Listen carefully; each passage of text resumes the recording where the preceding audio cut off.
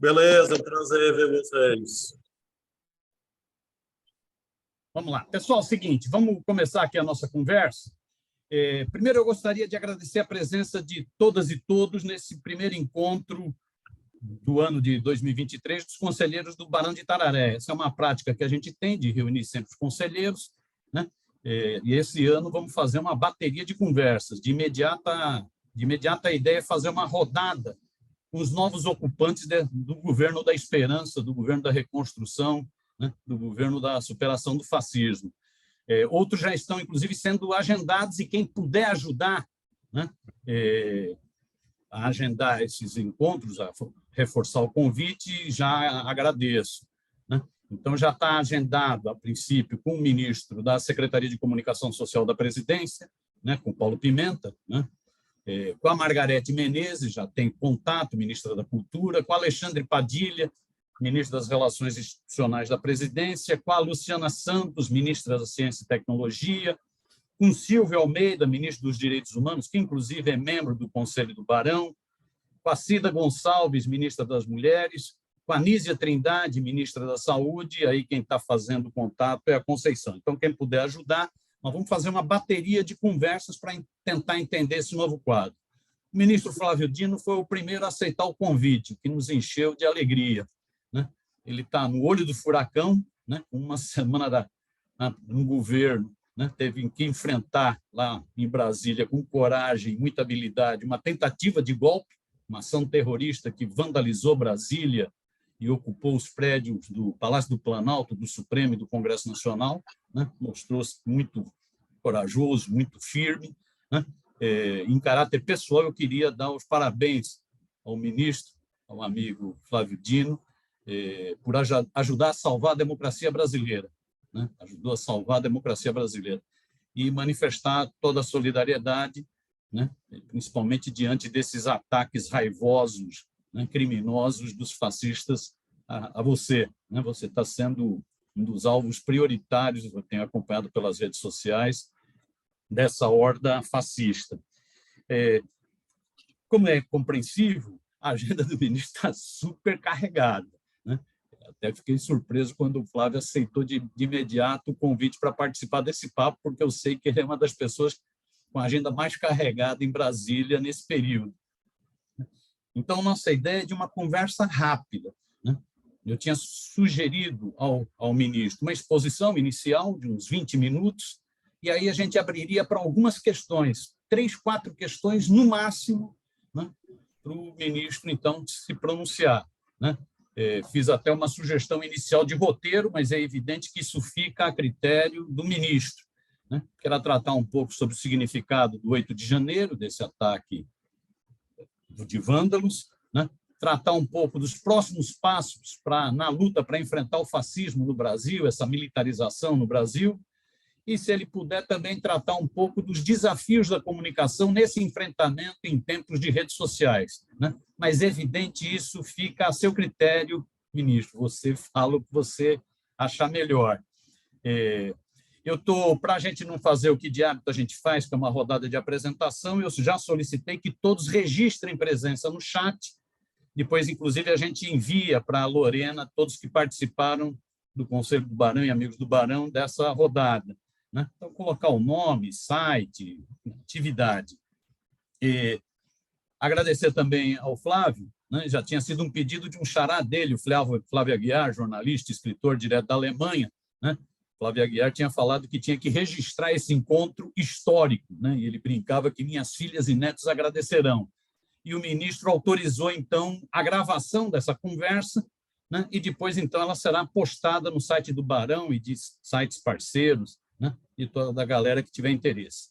Mais uma vez, obrigadão a todos e a todas pela presença, em especial, obrigado, ministro, por você ter topado esse papo. A bola está contigo. Companheiras e companheiros, minhas saudações, é uma alegria reencontrá-los, reencontrar a todos, depois de um ano de 2022 cheio de batalhas e cheio de vitórias. Eu não vou ser muito factual em relação ao que houve no dia 8, porque creio que isso já está quase que exaurido em relação a tudo que se passou.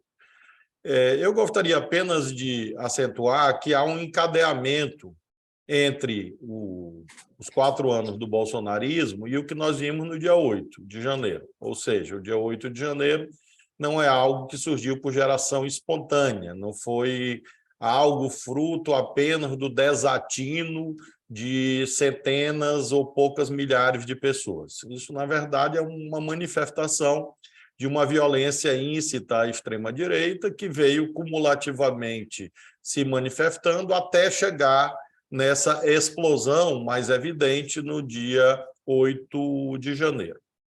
Nós tivemos essa escalada de violência política, sobretudo após a confirmação da vitória do presidente Lula. Ainda que por escassa maioria, é importante sublinhar isso, por escassa maioria, mas houve uma vitória eleitoral. E, a partir daí, todas as companheiras e companheiros, as senhoras e senhores, sabem o que ocorreu. Os eventos subsequentes à vitória, no segundo turno, o fechamento de estradas com conivência e ou participação de alguns agentes policiais, inclusive, uma forte instigação política. Dia 12 de dezembro, a tentativa de tumultuar a capital da República, no dia da diplomação do presidente Lula, o planejamento do estado de defesa, que constituía uma intervenção militar no TSE, o dia 24 de dezembro, o atentado à bomba, as ameaças à posse, frustradas, e, em seguida, esse dia 8 de janeiro. Nós temos, em termos de análise, a meu ver, que iluminar que essa escalada de violência política se articula muito fortemente com o que se passa no mundo da comunicação, a comunicação, sobretudo esta nas redes, impregnada desse ethos de violência, de extremismo, enfim, um fenômeno um pouco do nosso tempo e não apenas brasileiro. Nós temos, portanto, esse vetor, nós temos um outro vetor que há uma dimensão internacional nesse extremismo de direita, não é algo propriamente brasileiro. O terceiro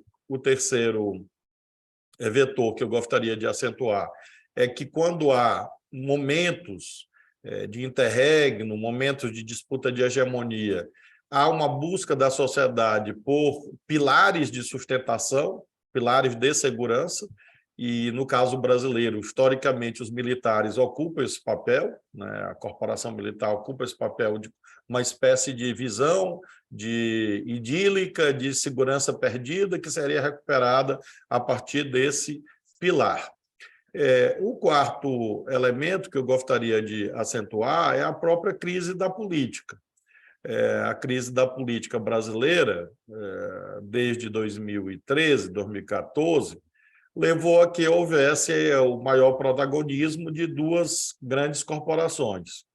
Uma, de um lado, as corporações judiciárias, de um modo geral, estas com um sinal predominantemente democrático, e, por outro lado, as corporações militares, quer dizer, são aqueles que acabaram por galvanizar esse vazio causado pela crise da política brasileira. Finalmente, eu acentuo que nós vimos também que uma parte substantiva da elite brasileira e de seus aliados não é propriamente fã dos procedimentos democráticos, né? Então, sabemos disso desde a escravização negra, e isso perpassa toda a história nacional. Então, basicamente esses 4 ou 5 elementos que levam, a meu ver, ao dia 8 de janeiro. Em conclusão, daqui para frente. Daqui para frente, nós estamos fazendo um duplo movimento, e é importante lembrar que quem ocupa uma função institucional não é propriamente um representante da luta social na esfera institucional. Claro que é ideal que haja congruência em relação a estas esferas ou essas dimensões da disputa política de modo geral, mas, por outro lado, há também as autonomias próprias de cada espaço de atuação.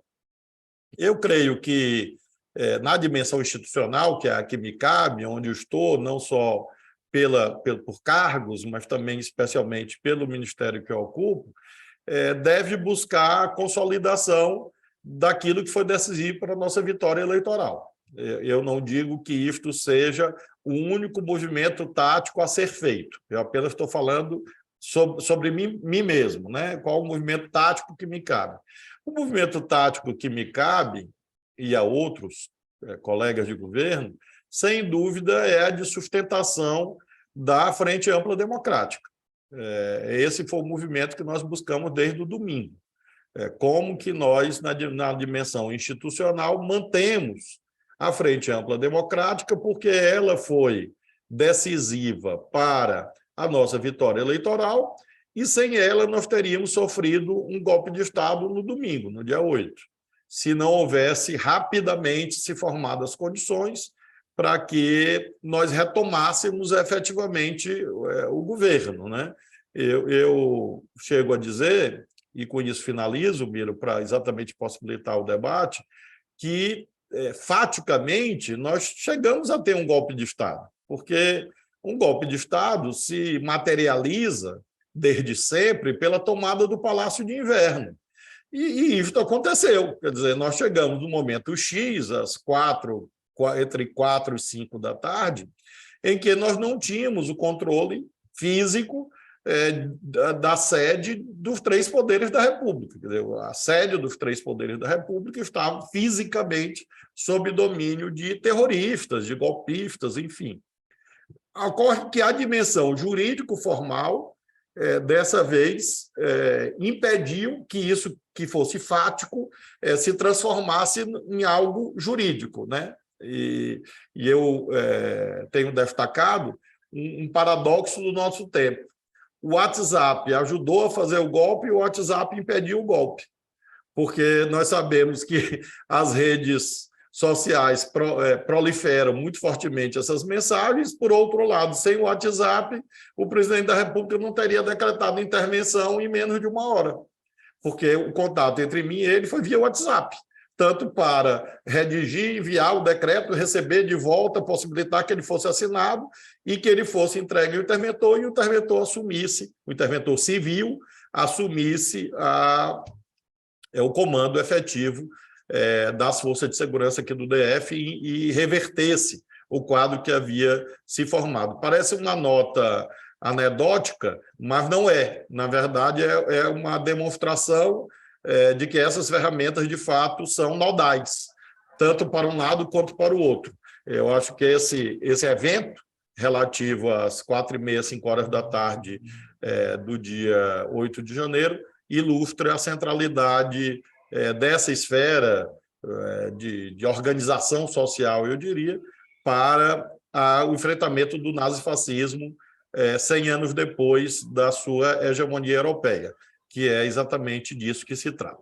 Então, essa, Miro, em linhas gerais, é a análise que eu tinha a apresentar, como disse, em termos econômicos, mas para poder facultar que haja algum tipo de interação, uma vez que eu sempre aprendo muito quando tenho a oportunidade de participar dos eventos do Barão. Muito obrigado. Ministro, te agradecer muito. Você foi econômico, como disse, desde os 20 falou 10 minutinhos, 12 minutos. Nós vamos, então, abrir para perguntas, para questionamentos, para opiniões. Nós temos já uma lista de inscrição onde estão André Barrocal, da Carta Maior, jornalista Cristina Serra, Percival, da ANID, Miguel do Rosário, do Cafezinho e Revista Fórum, e André Sintra, do Site Vermelho. Antes de passar para essa rodada de 5, eu tinha sugerido que a Renatinha, que participou do GT da comunicação, né, do GT de comunicação, fizesse uma rápida fala sobre essa problemática da área, né? Uma fala de 2 minutinhos, e aí, então, a gente já abre para os questionamentos. E tem também um questionamento que veio por e-mail que eu faço na sequência. Renatinha, 2 minutos.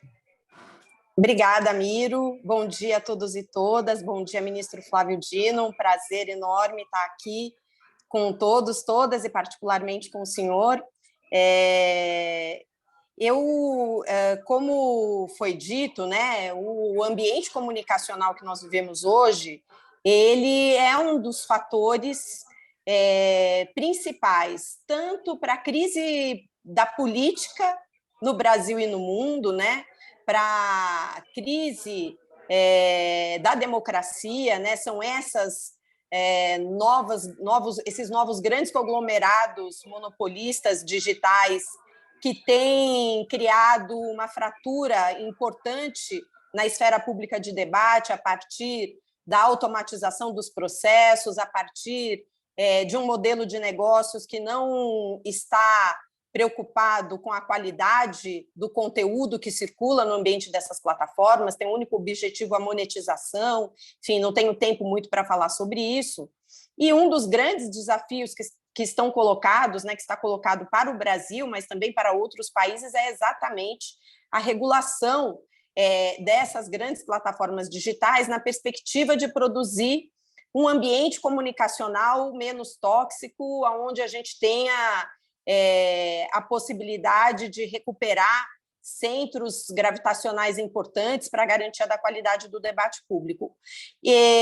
Nesse sentido, ministro, o senhor deu declarações a partir do Ministério de que pretende pensar consultas públicas e um debate articulado com outras esferas do governo na perspectiva de enfrentar a discussão sobre desinformação, sobre fake news. Há uma demanda que saiu do GT de comunicação de que houvesse uma articulação interministerial para fazer um debate mais aprofundado sobre esse desafio da regulação de plataformas. E nós que temos atuado ao longo dos últimos anos nessa agenda, temos bastante preocupação com isso. Gostaria de ouvir um pouco do senhor o que já tem de pensado nessa perspectiva. Foi dito sobre a possibilidade de criação de novas legislações, de alteração de legislações existentes. É possível haver um espaço articulado entre esses ministérios que discutem esse tema, com alguma participação social, ou a participação social se daria apenas no âmbito de audiências e consultas públicas? Enfim, queria ouvir um pouco o que já há de acumulado nisso e colocar já de antemão o Barão de Itararé e o diálogo aberto aqui para qualquer diálogo que o senhor julgue necessário fazer sobre esses temas. Obrigada. Boa, Renatinha. Eu não apresentei, Renatinha, é da coordenação Também não me apresentei, desculpa. Não tem problema nenhum, Renatinha. É da coordenação do Centro de Estudo de Mídia Barão de Itararé, foi coordenadora-geral do Fórum Nacional pela Democratização da Comunicação, a atual coordenadora está também aqui na reunião, a Beth Costa, e participou desse GT da comunicação da equipe de transição. Por isso, essa fala inicial e já se colocando à disposição para uma outra conversa com o ministro Flávio Dino, com a sua equipe, sobre esse tema da comunicação, que é um tema muito delicado. Nós tivemos uma pergunta feita por e-mail, direto da Alemanha, do Flávio Aguiar, ministro, que é jornalista e escritor, que reside atualmente em Berlim. A pergunta é direta. É evidente que a tentativa de golpe no Brasil se encaixa também numa iniciativa internacional da extrema-direita, com epicentro nos Estados Unidos, com Steve Bannon e outros conselheiros, que encaram o Brasil como um laboratório, um dos seus laboratórios preferenciais. Dentro dos procedimentos, como o Ministério da Justiça e o governo Lula pretendem investigar essas conexões? Então, essa é a pergunta feita pelo Flávio Aguiar. Vou passar, então, para a lista de inscritos nessa primeira bateria, começando por André. Ficamos com esse tempo de 1 minuto e meio, 2 minutos. Vai lá, André. André Barrocal. Obrigado, Miro. Bom dia, ministro. Sou o André Barrocal, da revista Carta Capital. Eu gostaria de lhe perguntar sobre um grande elefante na sala do Brasil hoje, que são os militares. Me parece que hoje, já uma semana depois dos acontecimentos aí do dia 8, mas não só deles também, de quase aí 1, 2 meses, não há dúvida da participação de militares em todos os nossos distúrbios. E eu entendo que a questão que se coloca é: haverá punição efetiva para eles? Mas eu não me refiro a punições miúdas, de demitir funcionários de escalão intermediário. Eu me refiro a punições de cúpula. Por exemplo, comandante do Exército, comandante militar do Planalto. E gostaria de saber se haverá algum tipo de concertação do governo para que, junto com o Supremo e o Congresso, possa haver, então, punição à instituição Forças Armadas. Beleza, André. Cristina Serra. Na sequência, Percival. Bom dia, pessoal. Bom dia, ministro, e permita-me agradecer aqui a sua atuação decisiva, rápida, fundamental para a defesa da nossa democracia. Muito obrigada. Eu quero só deixar aqui uma pergunta, que é o seguinte: há um debate que está colocado agora na sociedade brasileira sobre a liberdade de expressão, sobre limites para a liberdade de expressão ou uma liberdade absoluta. Acho que há um risco enorme de captura dessa bandeira pela extrema-direita, em torno de uma liberdade absoluta, inclusive para cometer crimes, que evidentemente não é o caminho, não deveria ser o caminho a seguir. Enfim, é uma discussão complexa, porém muito necessária nesse momento para nós. E queria saber, então, como o Ministério da Justiça pode participar dessa discussão, no sentido de fomentar essa discussão na sociedade brasileira, evidentemente com uma visão progressista e tendo a defesa da democracia como pano de fundo, como o Ministério da Justiça pode atuar, as instituições, de uma maneira geral, podem e devem atuar no encaminhamento dessa discussão, que para nós, jornalistas, é uma discussão absolutamente fundamental. Muito obrigada. Valeu, Cristina. Obrigadão. Percival, a bola está contigo. 2 minutinhos. Bom dia a todos. Bom Depois, dia, Miguel do Rosário. Eu saldo essa iniciativa, sempre muito boa, Miro. E eu queria pegar num ponto específico. Os fatos do dia 8, eles se deram, basicamente, a tática principal do golpista foi provocar uma quebra de hierarquia e uma que se passou a chamar de omissão dolosa, que eu não sei nem se é tipo penal, mas passou a ser omissão dolosa, né? Uma questão que nos preocupa, porque eu participo sou conselheiro do Comitê de Gestão do Internet do Brasil e lá eu sou o coordenador da Câmara de Segurança Cibernética. No Brasil, nós temos divisão da segurança cibernética e defesa cibernética, que fica a cargo do Exército, do CBCIB, e a segurança interna e o que chama de segurança cibernética, do cybercrime e tal, a cargo do Ministério da Justiça. Esse segundo fator, a preocupação nossa é a que ponto essa omissão dolosa chegaria, a que ponto estariam contaminadas as instituições, por exemplo, ficamos de prontidão do domingo à noite até 5, 6 dias, na expectativa de que houvesse ataques cibernéticos e que pudesse comprometer de alguma forma a segurança nacional, e quem tinha o dever de fazer o primeiro contato, a resposta ao incidente, praticasse também a tal omissão dolosa. Então, minha pergunta é o seguinte: já estamos tranquilos com relação ao restabelecimento e a mitigação desse risco de omissão dolosa por parte de quem tem o dever de agir? Obrigado, Percival. Miguel do Rosário e o último desse bloco, André Sintra. Miguelzinho. Ministro, primeiramente, parabéns pelo trabalho, solidariedade pelos ataques. Ministro, a gente testemunhou nos últimos anos, com a Lava Jato, o que se convencionou chamar de lawfare, que teve uma influência internacional que a gente ainda não entendeu até que ponto ela se aprofundou. Como o senhor vê isso? Como o senhor vê que é preciso ações do governo, do Ministério, para a gente evitar que isso volte a ocorrer no futuro? E qual é a política internacional do Ministério da Justiça para que se consiga estabelecer uma segurança internacional jurídica melhor? Boa, Miguel. André Sintra. Bom dia, ministro. Vou ser breve aqui. A frase não é do senhor, é do Ricardo Capelli, o interventor. Ele disse que não há hipótese de se repetirem os atos golpistas que ocorreram em Brasília. A mim não ficou claro o que não se repetirá. Se é o roteiro adotado por aqueles golpistas de 8 de janeiro, ou se estamos efetivamente livres de atos golpistas até de outra natureza. Então, são duas perguntas. Se o senhor concorda com essa frase, não há hipótese de se repetirem, e quais, se sim, quais garantias podemos ter de que um atentado, né, dessa proporção está efetivamente inviabilizado. Parabéns pelo trabalho e obrigado aqui ao Barão pelo convite. Beleza, André. Ministro, a palavra está contigo, e se nós tivermos tempo, ainda fazemos um segundo bloco, mas aí fica a seu critério.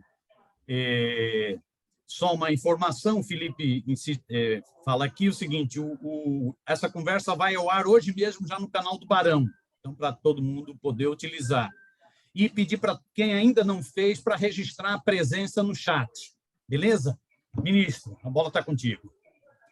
Bom, em primeiro lugar, quero agradecer a todos os companheiros e companheiras que manifestaram solidariedade. Sempre é bom ouvi-la, num contexto em que, às vezes, há uma beligerância compreensível de um lado e, às vezes, incompreensível, sobretudo essas manifestações quanto ao que efetivamente aconteceu no dia 8. Né? Há certos ataques dos quais eu me orgulho, e outros que, obviamente, acho muito singulares e até instigantes. Por exemplo, esse meu poder de ressuscitar o Michel Foucault. Esse é um dos que seria o novo Paulo Freire. Né? Esse é um desses ataques que é muito marca do espírito do nosso tempo, eu diria.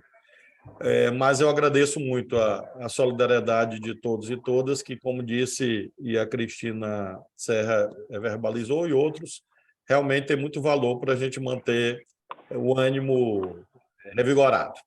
Em relação a todas as perguntas, tentando manter simetria com a sumariedade das questões. Primeiro, lembrando que a política pública de comunicação no nosso governo é conduzida pelo ministro Paulo Pimenta. Conversava há pouco com a ministra Sônia Guajajara dos Povos Indígenas. Há temas em que o Ministério da Justiça ocupa um papel acessório, um papel complementar, eu diria. Me referia à questão dos povos indígenas. E o mesmo se dá, Renata, em relação à política pública de comunicação. O nosso papel é complementar, é acessório, mas a condução está com o ministro Paulo Pimenta. O que nós faremos, e isso no âmbito do que eu tenho chamado de pacote da democracia, propor uma legislação sobre aquilo que a própria Cristina Serra chamava atenção sobre as fronteiras da liberdade de expressão. A liberdade de expressão, como todo direito constitucional, não é ilimitado, né? Ele encontra a fronteira delimitada por outros direitos de idêntica estatura, limitam o conteúdo daqueles que estão consagrados na Constituição. Eu tinha um professor que repetia, um jurista italiano chamado Zagrebelski, que dizia que a Constituição não se interpreta em tirinhas, ou seja, não é aos pedacinhos, é um sistema. E é por isso que a liberdade de expressão não pode ser absoluta, e é por isso que esse pacote da democracia deve conter um projeto de lei sobre certas oportunidades que são fundamentais, como, por exemplo, o direito de resposta, retirada de conteúdos, cumprimento pelas plataformas de um dever ético de proteger um certo plexo de valores. Sei que isso é muito controvertido, claro, é um debate difícil, por isso vamos fazer um projeto de lei bem pequeno, sem tocar no marco civil da internet, apenas tratando da esfera criminal, aquilo que configura claramente crime. Por exemplo, alguém fazer incitação à destruição do Palácio do Planalto, do Congresso Nacional, do Supremo, um ato de terrorismo, pedofilia, racismo. Isso claramente é crime, não há nenhuma disputa possível quanto ao fato disso constituir crime. Então, é por aí que a gente deve caminhar. Haverá a submissão desse pacote da democracia emergencial ao presidente Lula já na próxima semana, e claro que ele vai definir, junto à equipe ministerial, ao Congresso, quais serão os passos políticos, inclusive no que se refere a oitivas, audiências, consultas, enfim, a partir da condução de outras áreas de governo. A nós cabe a formulação jurídica, e isso já está sendo feito exatamente tratando dessa temática que aludi, sobre crimes na internet, cybercrimes, enfim, e também sobre a questão da segurança no Distrito Federal, uma vez que está, mais uma vez, evidenciado, e a meu ver de modo cabal, que a segurança dos poderes federais não pode ficar subordinada às contingências da política local, ou seja, é preciso fortalecer a coordenação federal sobre a segurança, marcadamente aqui na esplanada dos ministérios e áreas adjacentes. O Flávio Aguiar pergunta sobre a articulação da extrema-direita na dimensão internacional. Eu aludi isto na exposição inicial. É claro que há os mecanismos de cooperação jurídica internacional que cabem ao Ministério da Justiça, e a investigação não tem fronteira, não tem limite. Então, a investigação que nós inauguramos aqui, agora, nessa semana, ela vai até onde for necessário que ela vá. É claro que nós temos o problema de outros estados soberanos. Nós temos, por exemplo, pedidos de extradição que não estão sendo atendidos pelos Estados Unidos até agora. Nós temos cobrado isso formalmente para que os Estados Unidos atendam pedidos extradicionais, e é por isso, inclusive, que alguma dessas pessoas com mandado de prisão expedida relativa ao dia 8 já estão foragidas em outros países, inclusive nos Estados Unidos. Então, nós estamos buscando o fortalecimento desse canal de cooperação jurídica internacional, porque, de fato, a extrema-direita, nesse período, e desde sempre, ela é internacionalista. A extrema-direita ela é nacionalista na sua retórica, mas na sua prática ela é internacionalista, no sentido de que ela age profundamente em conexão e blocada em torno de certos objetivos estratégicos. O André pergunta sobre as Forças Armadas. Como mencionei também no início, a questão militar atravessa toda a história republicana, à direita e à esquerda. Quer dizer, se a gente for lembrar figuras luminares da nossa trajetória histórica, a gente vai encontrar os militares golpistas, a gente vai encontrar os militares legalistas, quer dizer, de Prestes a Henrique Teixeira Lott e Médici, a gente vai encontrar uma miríade assim, de perfis de militares que ocuparam papéis relevantes da história brasileira, relevantes positivamente ou negativamente. Então, não é algo de agora. O que eu faço questão de destacar é que nós temos que, institucionalmente, como mencionei, é o meu papel, separar o joio do trigo, ou seja, nós temos que distinguir o que é postura de membros das instituições e o que é postura da instituição. E, nesse sentido, tenho sublinhado, e mais uma vez sublinho, que as Forças Armadas foram, como instituição, profundamente instadas a fazer um golpe de Estado e não deram, como instituição. Isso eu me refiro do antes da posse e depois da posse. E esses acampamentos, a própria minuta do decreto, que seria o novo ato institucional, previa uma intervenção militar no TSE, e tal não ocorreu. Então, há muitos poréns, contudos, todavia, entretanto, em relação ao papel de vários integrantes das corporações armadas, de um modo geral, não só as Forças Armadas, mas também as polícias, mas, institucionalmente, olhando no longo arco da história, as Forças Armadas, objetivamente, até aqui, foram majoritariamente legalistas. E isso permite que nós possamos distinguir o que é a atitude de um ou outro integrante, dezenas, quiçá centenas, ou mesmo milhares, mas, globalmente, considerando a instituição, não é correto, nesse momento, dizer que as Forças Armadas são globalmente golpistas. Pelo contrário, acho que elas têm se comportado, repito, até este dia de Nosso Senhor Jesus Cristo, de dia 17 de janeiro, tem se comportado de modo mais legalista do que golpista como instituição. A Cristina Serra aludiu à liberdade de expressão. e eu reitero o quanto eu disse há pouco, realmente é a nossa visão, temos concordância, Cristina, e você tem razão, no sentido de que a extrema-direita tenta se apropriar não só da liberdade de expressão, mas da liberdade de um modo geral. Paradoxalmente, o vetor hoje progressista no Brasil é a defesa da ordem.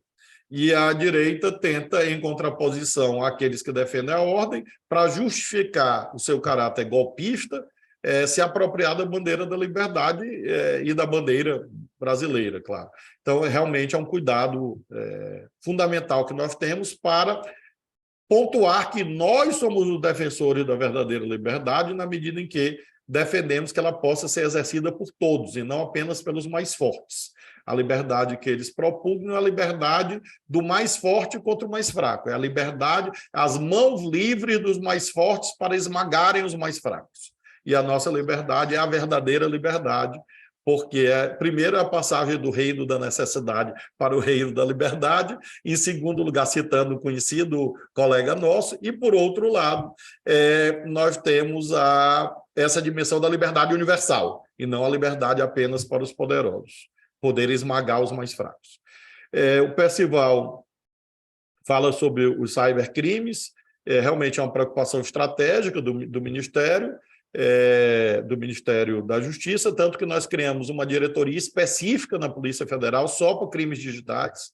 É uma novidade institucional que nós trouxemos agora, criamos, implantamos, o presidente Lula concordou, porque realmente é um locus fundamental hoje de articulação de todas essas práticas criminosas, inclusive essas relativas contra o Estado Democrático de Direito. E no Ministério da Justiça nós temos aqui no gabinete uma secretaria especial, uma assessoria especial conduzida pela professora Estela Aranha, só sobre isso, só sobre internet, direitos digitais de um modo geral, e está à disposição de todos e todas, inclusive do Barão, que queira conversar com a professora Estela Aranha, porque é ela que interage com a SECOM. Ela é o ponto focal no Ministério da Justiça na relação com a Secretaria de Comunicação da Presidência da República. E o Percival pergunta sobre o dever de agir, e ele, e de fato, essa violação dessa obrigação marcou muito fortemente os acontecimentos do dia 8, e nós trataremos disso, estamos tratando disso no âmbito das apurações policiais que estão ocorrendo. É evidente que os eventos do dia 8 só foram possíveis por omissões dolosas ou culposas, e isso a investigação vai dizer, em relação à conduta de agentes públicos, que violaram o dever de agir. O Miguel do Rosário fala sobre Lava Jato, sim, é discutível, um fio de continuidade a partir da ideia do vale tudo, né?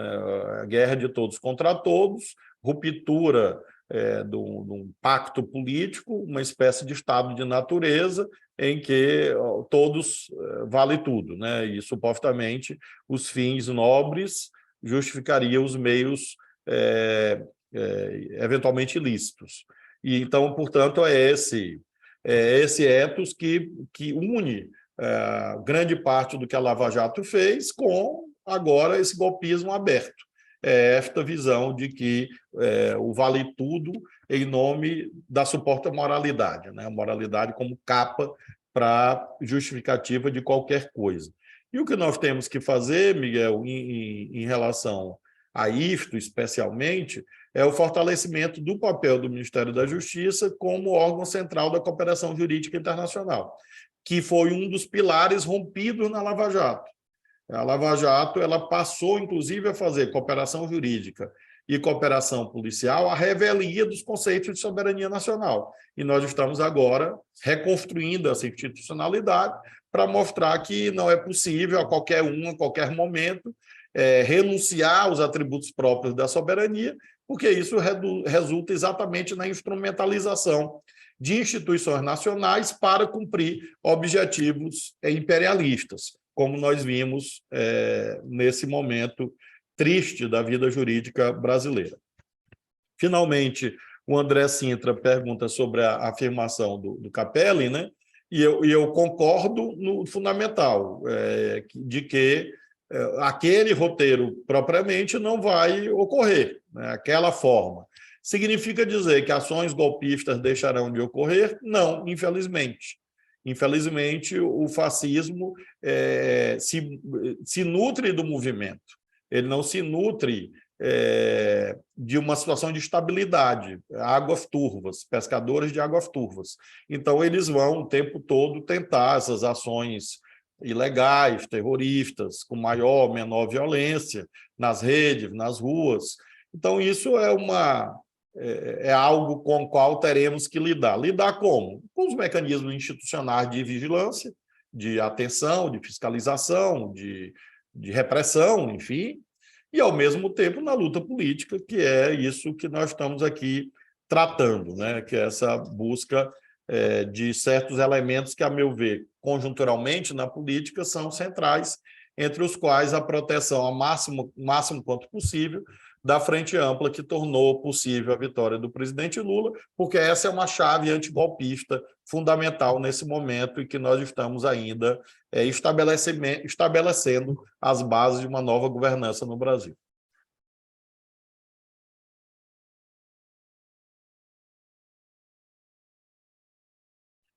Miro, seu microfone está desligado, para repetir um clássico. Tá certo, obrigado pelo alerta. Era uma pergunta, ministro. Podemos fazer mais uma rodada? Tem tempo? Vamos lá, vamos mais uma de 5, aí a gente conclui, tá bom? Beleza. Então, deixa eu dizer, nós temos 17 pessoas que se inscreveram, só vou citar aqui os nomes. Rafael Duarte, Marcos Dantas, Dimas Roque, Luana Bononi, César Locatelli, esses são os 5 primeiros, Paulo França, Vicente Trevas, Bruno Martim, Fred Noleto, Pedro Paulo, Maria Fro, Dario Pignotti, João Ferres Júnior, Walter Patrelatina, Gilson Reis, Daniel Pir e Tim Urbinati. Esses são os que não vão fazer. Depois podem mandar por escrito. Então, eu vou passar por 5...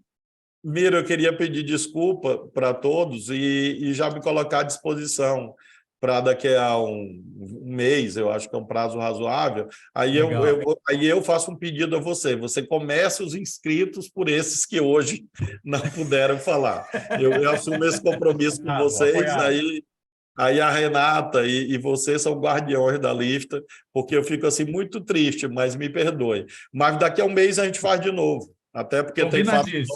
Quem sabe a gente consegue fazer presencialmente, que fica melhor. Excelente, excelente ideia, ministro. Acho que todo mundo concorda, então nós vamos passar para os 5 primeiros. Mas antes tinha vindo isso é uma manobrinha, tinha vindo uma pergunta por escrito, da Maria Inês Nassif, que eu vou já te fazer. Então, acaba sendo 6. A Maria Inês pergunta, que gostaria de saber se você já tratou sobre isso, qual o diagnóstico do governo sobre infiltração militar no aparelho de Estado? E qual a estratégia para desarmar e conter os extremistas que têm hegemonia ideológica nas Forças Armadas? Então, essa é a pergunta da Maria Inês Nassif. Passar a bola, então, para a nossa listinha de 5, começando com Rafael Duarte, na sequência, Marcos Dantas. Bom dia, ministro. Parabéns pelo trabalho, solidariedade também aqui de Natal. Ministro, ontem voltou a circular com força, pela enésima vez, aquela fake news do reajuste do auxílio reclusão, que o pessoal chama de Bolsa Presídio, que o salário mínimo não teve reajuste, mas o governo vai dar aumento para os presos, enfim. Parece café pequeno perto do que aconteceu dia 8 de janeiro, mas a gente sabe que são essas informações falsas que alimentam essa horda de extremistas. O senhor citou agora há pouco que o Ministério tem uma secretaria exclusiva específica para dialogar com a SECOM. Mas eu queria saber qual é a tua visão sobre esse combate às fake news. Ele deve ficar só na SECOM?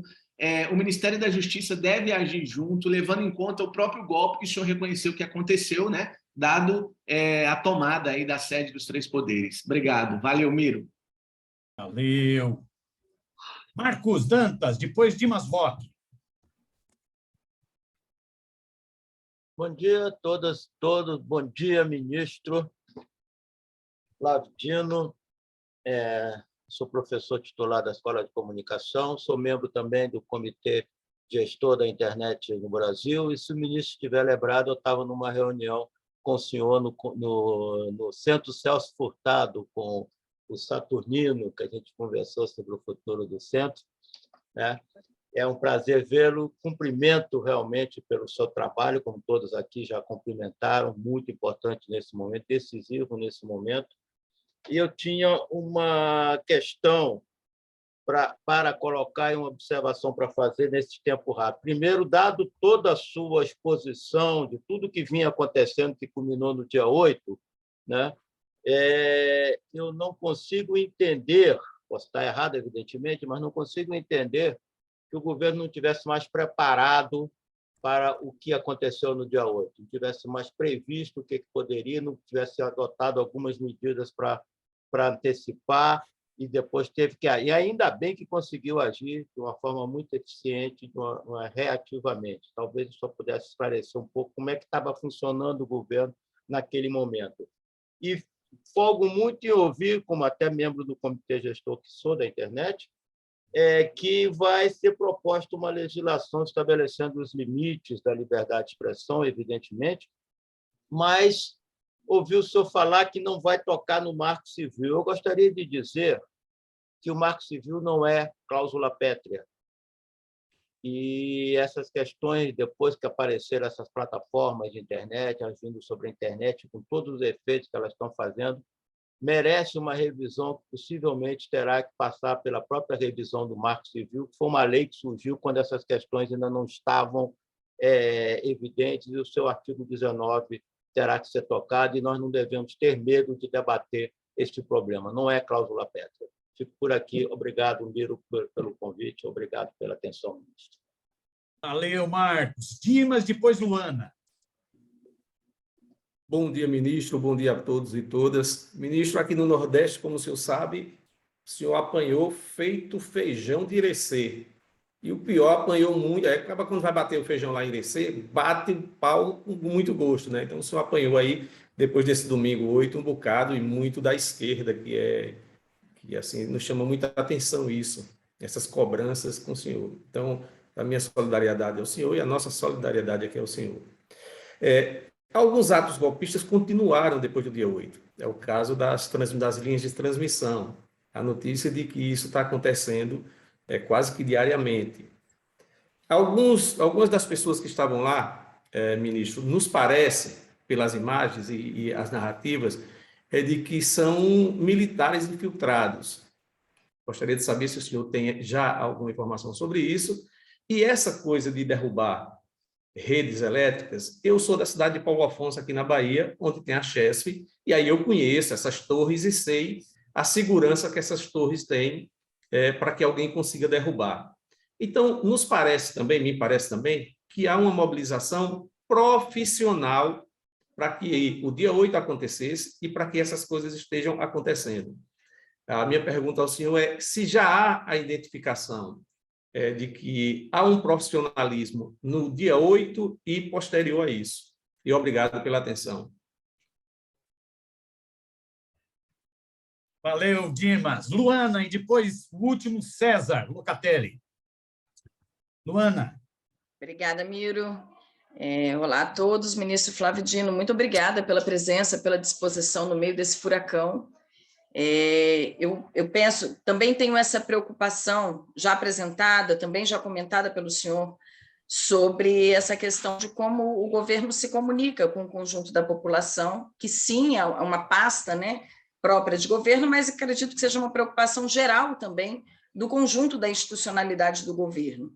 Penso que o Ministério da Justiça é, inclusive, quem tem melhor se comunicado, porque tem se comunicado por ações concretas. Então, quando acontece um ato e tem uma resposta como houve, isso comunica com a população. Isso me parece algo muito importante. Nesse sentido, creio que haja uma preocupação ainda muito latente, que aparece em diversas falas aqui, sobre o aparelhamento do GSI, de forças de segurança, até da inteligência, né? É possível ações em que demonstrem ao conjunto da sociedade que há movimentos no sentido de debelar, de desmantelar forças ainda incrustadas que se organizam a partir de dentro das instituições, num sentido antidemocrático, golpista, que o seja, né? Então, de que maneira isso pode ser comunicado de maneira mais efetiva, além das ações que eu imagino que estejam sendo feitas, que não podem ou não devem ser comunicadas, essas também precisam ser feitas. Obrigado, Luana. César! Bom dia, ministro. Obrigado por atender a mídia independente. Bom, como eu sou o último, eu queria falar do futuro. Aparentemente, uma das causas importantes do crescimento da extrema-direita no Brasil e no mundo tem toda a questão neoliberal, a questão econômica, mas tem também a questão da justiça, a falta de justiça, a justiça parcial, a justiça que não chega em todos os lugares onde deveria chegar. Eu queria saber se o senhor concorda que esse é um dos motivos do crescimento e, nesse sentido, sob sua gestão, o que vai acontecer, o que a gente pode esperar do Ministério. Muito obrigado. Valeu, César. Ministro, mais uma questãozinha. O Felipe é que está pilotando toda a nossa atividade aqui e ele está acompanhando o chat, eu não estou, e passou mais uma questão que veio, que é da Maria Fro, que ela faz a seguinte pergunta. Ela faz uma sugestão para a área de comunicação do Ministério da Justiça. As imagens que foram para o Fantástico poderiam ser distribuídas para todos os canais e poderiam ser usadas pelo próprio Ministério para mostrar concretamente o nível de destruição ocorrido no dia 8 de janeiro. Hoje não podemos usar imagens públicas porque a Globo cola seu logo, né? Então, essa é uma sugestão que ela apresenta. Feita essa sugestão, a bola está contigo, ministro. Beleza. Quero, Miro, em primeiro lugar, dizer que a Lorena está aqui do meu lado e ouviu a sugestão da Maria Fro e ela vai entrar em contato lá com a SECOM, da Presidência da República, para tentar viabilizar isso. Ela vai ser aqui a embaixadora da sugestão da Maria Fro para a SECOM, que é a detentora desse acervo de imagens, enfim. Sobre o que foi falado aqui, as perguntas, Maria Inês Nassif, infiltração no Estado, e houve também outras pessoas que falaram disso, Dimas tocou nisso, a Luana. Eu quero lembrar a todos e todas que nós tínhamos 6 dias de governo. É importante lembrar esse detalhe. Até o Dimas falou que eu estava igual feijão de Irecê, com a esquerda batendo. Eu tenho muita dificuldade de identificar, por convicção, esquerda com injustiça e com canalice. Quando a pessoa é muito injusta e muita canalha, ela é qualquer coisa menos de esquerda, na minha ótica, porque eu acho que o procedimento ético é algo íncito à nossa posição política, ou deve ser uma busca, porque a gente não vai transformar a sociedade sem ter uma atitude generosa e séria, né? E houve, de fato, Dimas, essa canalice geral, de um ou outro, canalice que eu digo com o conjunto do governo, não só em relação a mim. Como se nós pudéssemos ter em 6 dias operado um desaparelhamento, uma desinfiltração mágica. As coisas não são assim, porque exigem tempo, existem procedimentos jurídicos formais a serem feitos. Para vocês terem uma ideia, o chefe da Casa Civil, o ministro Rui Costa, fixou o prazo 24 de janeiro, ou seja, semana que vem, para que haja as mudanças dos cargos. Porque, por exemplo, no dia da crise, aqui, no dia 8, sequer secretário nacional de Segurança Pública nomeado tinha. Porque 6 dias de governo. Havia sido feita a indicação, ela estava tramitando na Casa Civil, como é normal que aconteça. E há também, em relação a essa questão da infiltração e tudo, algumas incompreensões. Nós temos uma Constituição no país. Eu sou ministro da Justiça e Segurança Pública. Eu poderia ter botado a Polícia Federal na esplanada? Não, eu não poderia fazer isso. Seria ilegal. Mesmo que eu mandasse eles fazerem, seria ilegal e eu perderia a autoridade jurídica e moral e, ao mesmo tempo, tinha o risco objetivo deles não fazerem, exatamente porque a ordem ser ilegal. Não é papel da Polícia Federal estar na esplanada dos ministérios. Ela é uma polícia judiciária, é uma polícia investigativa, conduz inquérito policial, basicamente, que é o que está fazendo agora. Eu poderia ter colocado a Polícia Rodoviária Federal na esplanada? no dia 8? Não, eu não poderia fazer isso. Eu não podia fazer isso. Porque a Polícia Rodoviária Federal tem uma missão, tudo isso está no artigo 144 da Constituição, que é policiamento ostensivo nas rodovias federais.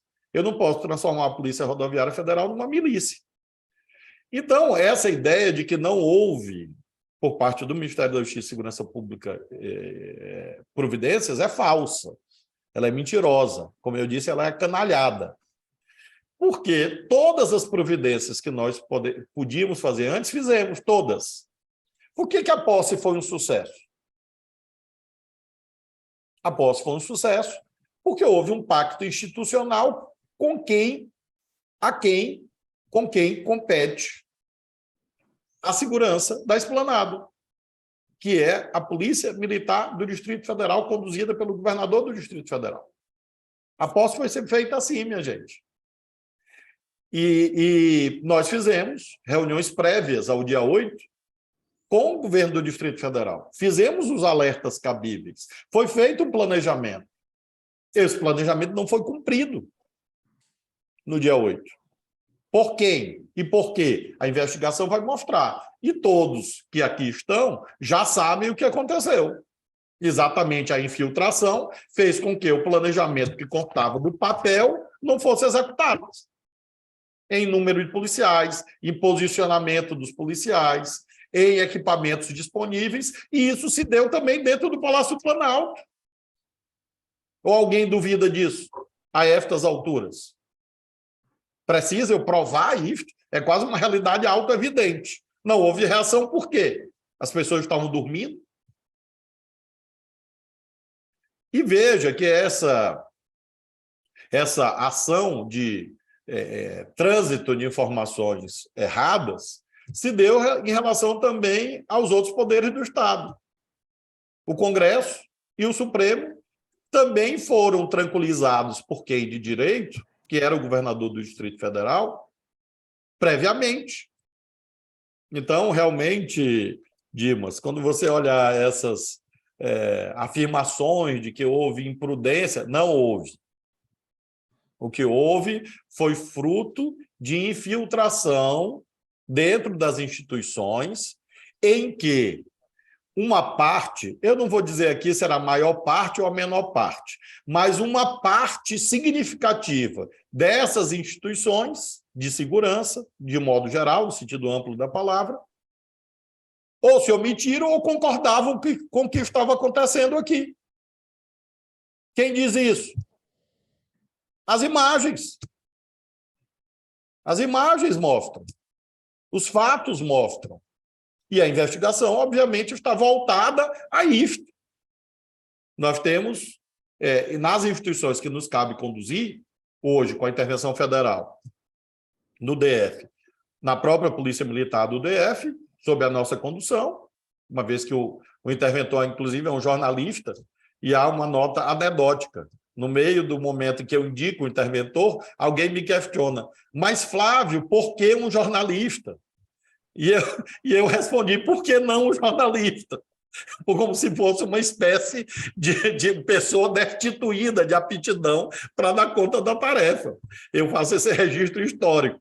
E aí é um jornalista, que é um interventor, colega de vocês, portanto, que é o secretário Ricardo Capelli, e aí nós estamos conduzindo também a PM do DF. E também, claro, a Polícia Federal, enfim. Sobre a intervenção, até é importante uma observação. Me perguntam, por que não fez a intervenção na véspera? Bom, primeiro, eu não sou vidente, eu não sou profeta, não sou engenheiro de obra pronta, não sou leviano. E se eu tivesse proposto, ela não teria sido aprovada, porque não tinha fato objetivo. Existe uma Constituição, minha gente, Constituição. Eu não poderia acordar de manhã, no sábado, e dizer assim, tem um microfone aberto aí, eu não podia acordar no sábado e dizer assim, pode ser que dê problema, então eu vou preventivamente propor uma intervenção federal. Eu fico imaginando os editoriais irados contra mim.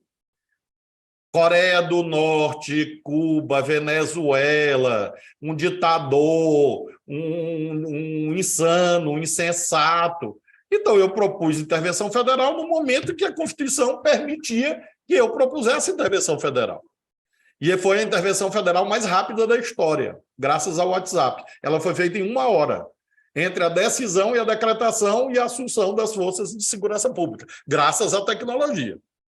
E em 64, 31 de março de 64, o João Goulart foi vítima, inclusive, da falta de comunicação. Lembra que ele estava no território nacional e, enquanto isso, o presidente do Congresso Nacional, naquela noite tenebrosa, disse que ele estava ausente. Se houvesse rede social na época, ele tinha feito um vídeo, né? Estou aqui, pessoal. Refutou ao Tancredo Neves o registro histórico proferido 3 vezes a palavra canalha. Canalhas, canalhas, canalhas. É um grito que ecoa, infelizmente, de modo perene na história brasileira.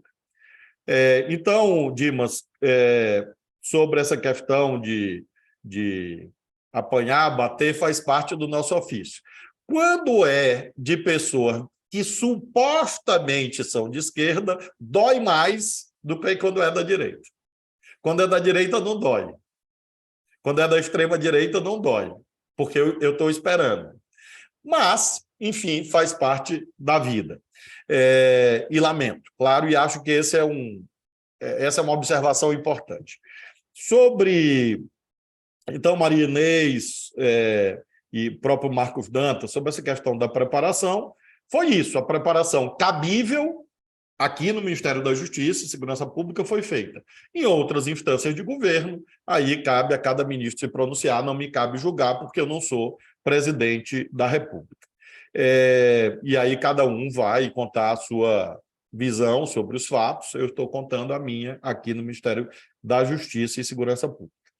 Sobre o Rafael Duarte, né, que aborda essa temática de fake news, como eu mencionei, a condução da política pública de comunicação é na SECOM, e nós temos um papel acessório e mais voltado aos aspectos jurídicos. E aí sim existe a professora Estela Aranha com essa missão de dialogar sobre direitos digitais de um modo geral. E o combate político à fake news é uma ação que compete à SECOM, da Presidência da República. Claro que nós ajudamos com o debate jurídico, mas a política pública é conduzida lá e vocês terão um debate com o ministro Pimenta, que é um ótimo quadro político, e com certeza ele vai dialogar com vocês sobre isso.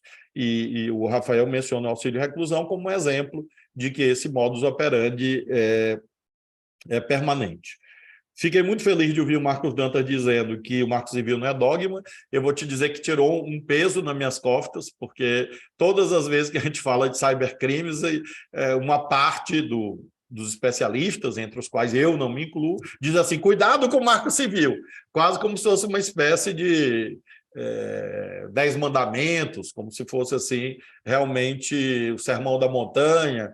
E aí eu fiquei feliz de ver você, professor Marcos, colega professor, com essa visão de que sim, é possível e necessário debater. O Dimas mencionou sobre linhas de transmissão, está tendo agora, nesse momento, uma reunião conduzida pelo ministro das Minas e Energia sobre esse assunto. A Polícia Federal está lá, a Polícia Rodoviária Federal está lá, e também os operadores privados, os agentes privados, porque, de fato, há uma preocupação. O ministro Alexandre Silveira tem se manifestado e deve se manifestar sobre isso, e sim, não há dúvida de que houve mobilizações profissionais nos eventos todos aqui mencionei, aqui na minha primeira exposição, inclusive os próprios policiais militares do Distrito Federal narram isso, de que eles enfrentaram fisicamente pessoas profissionalmente preparadas. Não eram tias do Zap enfurecidas, embora houvesse tias do Zap enfurecidas. Mas havia pessoas profissionais com táticas e técnicas de combate que, inclusive, invadiram prédios, depredaram prédios, agrediram pessoas. Há policiais feridos, há policiais que sofreram até tentativa de homicídio ou lesão corporal grave em razão dessa presença profissional, como pergunta o Dimas. Em relação a Luana, né, que ela trata comunicação, ação concreta, é a parte que me cabe aqui, e a Lorena está aqui do meu lado, acompanhando, e ela tem procurado também exercer esse papel, e eu tenho aqui uma cadeia de comando, para usar um termo militar, que não é propriamente do meu uso cotidiano, mas nesse caso é importante dizer que a minha, entre aspas, cadeia de comando aqui é toda de jornalistas, porque o secretário executivo é jornalista, a chefe de gabinete é jornalista e a Lorena, claro, é jornalista. Então, eu estou cercado de jornalistas aqui por todos os lados. Ontem mesmo recebi aqui algumas entidades dos jornalistas, sindicatos, FENAGE, ABRAGE e outras, para mostrar o nosso comprometimento com a liberdade de imprensa e solidariedade aos jornalistas agredidos, com especial ódio naquele domingo, no dia 8, né? O que mostra realmente que esse diálogo é sempre necessário. A própria Luana pergunta sobre como fazer esse debate, combate por dentro das instituições. Está sendo feito, como disse, no dia 6 dias de governo. Com o avançado mês de janeiro, será possível organizar melhor o aparelho de Estado para sofrer menos com sabotagens, com desinformações, enfim, como aconteceu no dia 8 de janeiro. O César pergunta sobre justiça, no sentido material da palavra. Eu lamento muito, César, que esse combate... Eu lamento muito, César, que esse combate ao terrorismo... Tem um microfone aberto aí que está interferindo. Eu lamento muito que esse combate ao terrorismo esteja ocupando 80% do meu tempo. Claro que eu gostaria de que estivéssemos com outra agenda. Eu diria hoje que eu sou o ministro antiterrorismo. É isso. Minha agenda é combate ao terrorismo desde antes de eu tomar posse.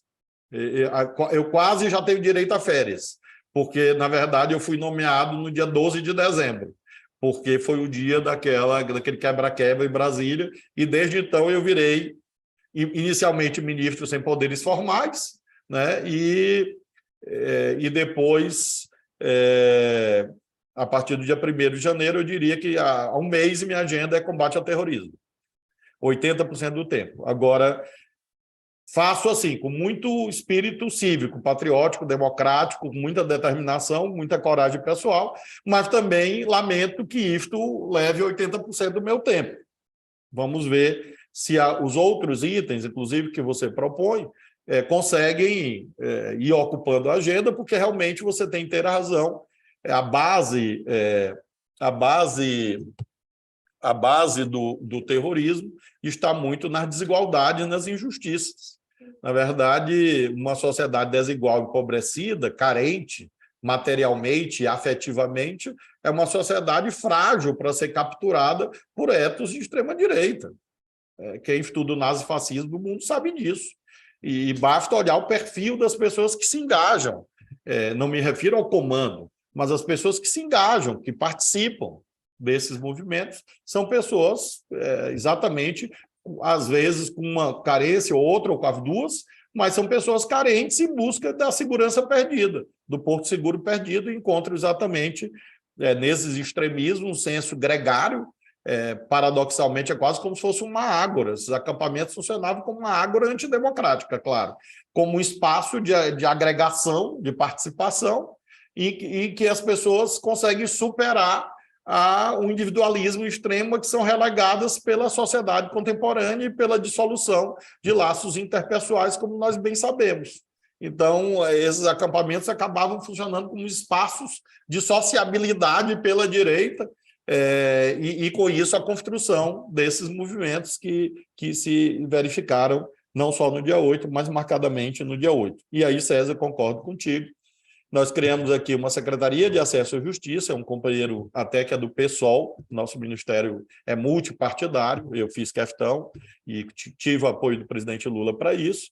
É um quadro do PSOL que conduz o secretário de Acesso à Justiça, o secretário Marivaldo, pessoa muito experiente, para exatamente tratar disso, de justiça antirracista, de combate ao feminicídio, de ampliação da justiça material na sociedade, combate à desigualdade, claro que no que se refere especialmente ao aparato institucional do sistema de justiça, né? Então, combater isso realmente é uma forma de combater o terrorismo, é uma forma de combater o fascismo. Eu diria que é a forma mais radical, no sentido próprio da palavra de combater a extrema-direita. É isso, e a Maria Flor pediu as imagens e a Lorena vai se virar lá com a SECOM para conseguir as imagens e passar para o Miro. Ela disse que já conseguiu, ó, tá vendo como funciona esse negócio de jornalismo? Jornalista consegue fazer intervenção civil na segurança do DF e consegue as imagens rapidinho. Então, pessoal, aí vai passar aí para o Miro. Pessoal, muito obrigado, viu? Para mim foi uma oportunidade assim, muito querida, porque ninguém vive sem afetividade, né? E estar com os meus, com os nossos, né? Vocês são os nossos, verdadeiramente nossos, além de, como disse, é uma oportunidade de aprendizado, alimenta a alma. E a gente precisa, em momentos desses, não se sentir sozinho. Então, muito obrigado a vocês. Ministro, primeiro, Lorena, inclusive, Lorena é rápida no gatilho. Ela pediu encarecidamente para quem não registrou presença, para registrar presença imediatamente. Eu vou mandar para ela todos os presentes nessa atividade. Miro, não esquece de mim. Tá, mas encerrou a inscrição. Agora nós terminamos, né? Então, registrar a presença. Queria agradecer a presença de todas e todos, né? Desculpa alguma pisada na bola, desculpa 12 pessoas deixaram de falar, o nosso tempo estourou totalmente, né? Inclusive, queria registrar aqui o Anderson, que é do Jornal Empoderado, deixou de falar, infelizmente, mas como o ministro mesmo já disse, nós vamos ter outra oportunidade. Era para ser uma conversa de meia hora, acabou levando mais de 1 hora. Eu queria, mais uma vez, agradecer muito ao ministro Flávio Dino, agradecer a Lorena, reafirmar a nossa manifestação de solidariedade, né, ao governo no enfrentamento do fascismo, e já fica aqui entre nós combinado uma nova conversa proposta pelo ministro para daqui a 1 mês. Beleza, ministro? Parabéns, muito obrigado. Um abraço. Valeu, então. Valeu, gente. Tchau, tchau. Agradecer a todo mundo. Ministro, obrigadão aí a todo mundo, tá ok? Ministro. Até logo, Miro. Obrigado.